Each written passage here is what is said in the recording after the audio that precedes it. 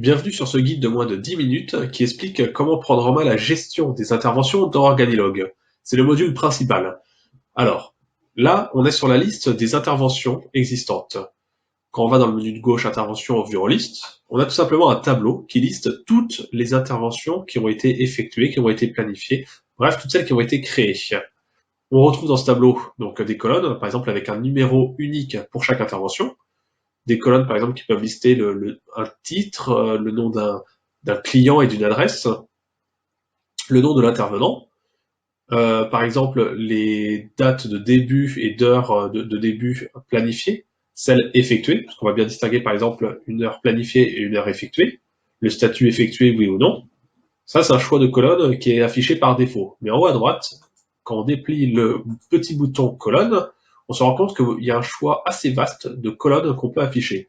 Peut-être que ce qui va être intéressant pour vous, ça va être d'afficher la priorité de l'intervention, de mettre en avant peut-être le statut de l'intervention, de définir est-ce qu'il y a eu un commentaire sur l'intervention, oui ou non. Je vous laisserai regarder ce menu-là et vous pourrez définir vraiment l'interface qui vous convient avec les colonnes qui vous convient à cet endroit-là. Quand on replie, on peut voir ensuite d'autres choix. Par exemple, on peut voir ici des onglets qui permettent de distinguer les interventions, toutes les interventions, celles qui ont été planifiées et celles qui sont effectuées. Il y a d'autres choix d'onglets. Quand vous cliquez en haut à droite sur Options d'affichage, on peut voir par exemple un onglet qui va distinguer les interventions qui sont à affecter, c'est-à-dire à associer à un intervenant, celles qui sont à planifier, c'est-à-dire celles qui ont un intervenant mais qui n'ont pas de date, celles qui sont à faire, donc il y a bien un intervenant, une date, il n'y a plus qu'à faire, et celles effectuées. Ou alors peut-être des onglets pour les facturations, ou alors peut-être un bouton d'export. Alors en parlant du bouton d'export, quand on l'active, en haut à droite, on peut voir un bouton d'export pour retrouver justement la liste des interventions sous forme de fichier CSV, ou alors au format iCalendar.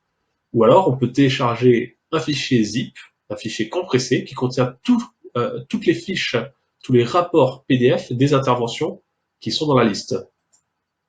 Dans cette liste, on peut filtrer avec différents filtres existants. Par exemple, si on connaît le numéro d'intervention, si on connaît un mot qui est présent dans le titre, on peut choisir dans la liste des clients, on peut filtrer par intervenant, on peut filtrer par priorité, par action à réaliser. Bref, il y a aussi tout un choix ici pour trier facilement les interventions et retrouver potentiellement une intervention assez rapidement. On peut aussi filtrer par date, par exemple toutes les interventions du mois précédent, ou alors toutes les interventions des 7 derniers jours, ou même toutes les interventions du jour. Cette vue, c'est une vue en liste, mais il y en a d'autres. Dans le menu de gauche, on peut voir une vue multiple, une vue journalière, une vue hebdomadaire et une vue mensuelle. Accédons par exemple à la vue multiple, ici positionnée sur l'interface semaine.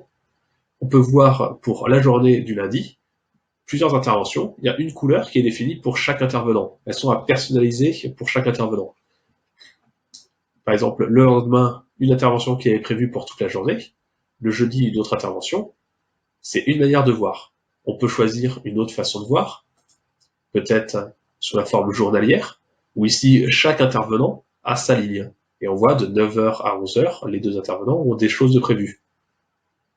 Une autre façon de voir encore, une journée, mais cette fois-ci sous forme de tableau, et on peut voir encore Pierre Durand qui, de 9h à 11h, a son intervention de prévue. Sur cette interface, on peut glisser-déposer rapidement pour assigner l'intervention à quelqu'un d'autre. Et il y a encore d'autres vues, comme la vue mensuelle. Alors, au niveau des interfaces, on a aussi la vue hebdomadaire. Ici, on voit du lundi au vendredi, avec des petites fiches. C'est très pratique pour voir le contenu justement de ces petites fiches.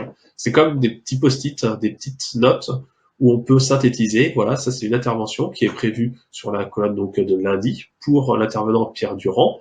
Eh bien, elle est prévue de telle heure à telle heure chez tel client avec telle adresse, elle contient tel titre, il y a telle action à faire. Et sur ces petites fiches, ça peut être personnalisé. Par exemple, s'il y a besoin d'afficher le commentaire, c'est possible de le faire. On peut choisir d'afficher le commentaire.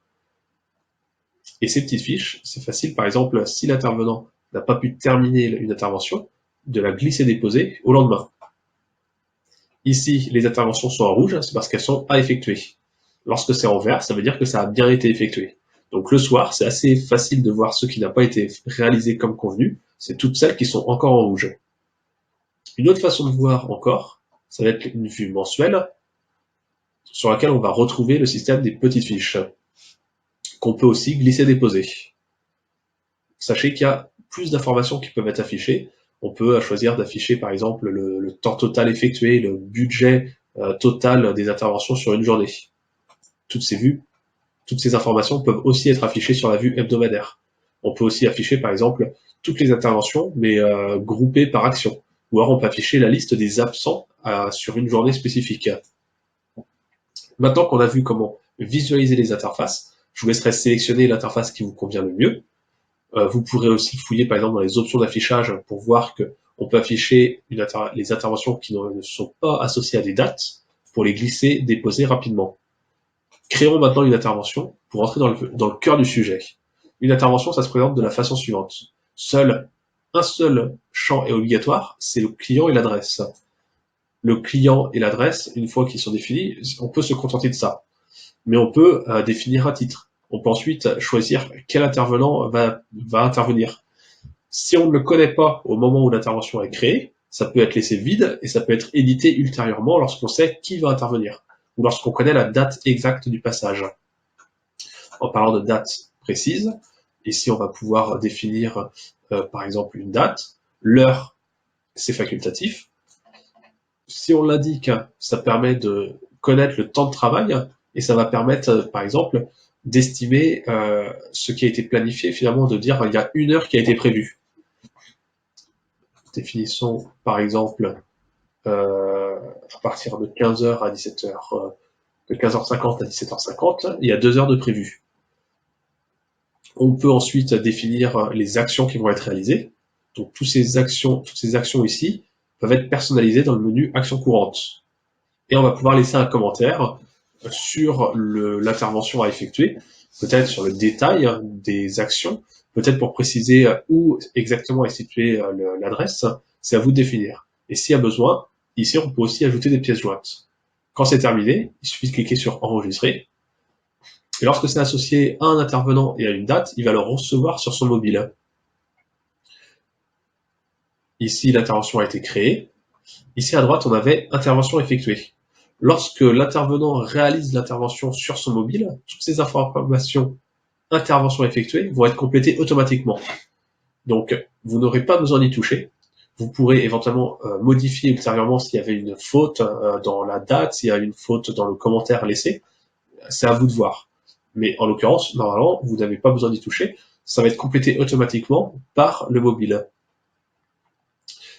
Au niveau des onglets, on peut retrouver un historique de toutes les interventions réalisées chez ce client et cette adresse. On peut retrouver le rapport. Et le rapport, voyons un exemple concret d'un rapport réalisé. Voilà un rapport avec un titre, avec le statut, le nom du client, l'adresse, l'intervention effectuée, la date, les actions réalisées, une photo par exemple du technicien sur place. Et ce rapport, si vous ajoutez par exemple votre logo, il va s'afficher automatiquement en haut à gauche.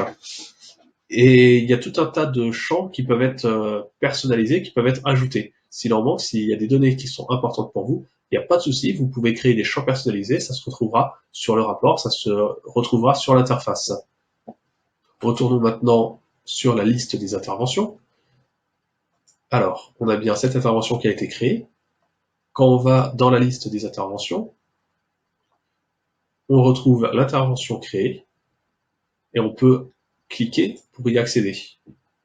Sachez en haut à droite qu'il y a un petit menu. Quand on clique dessus, on peut voir le lien pour télécharger le rapport PDF. Il y a des petites options, par exemple télécharger l'avis de passage. Vous pourrez l'envoyer facilement à un client et il le retrouvera. Il saura que vous passerez chez lui.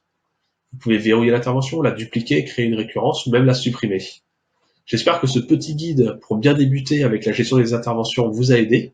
N'hésitez pas à rentrer dans le cœur du sujet, à créer des interventions pour vraiment tester en conditions réelles. Je vous remercie et très bonne découverte.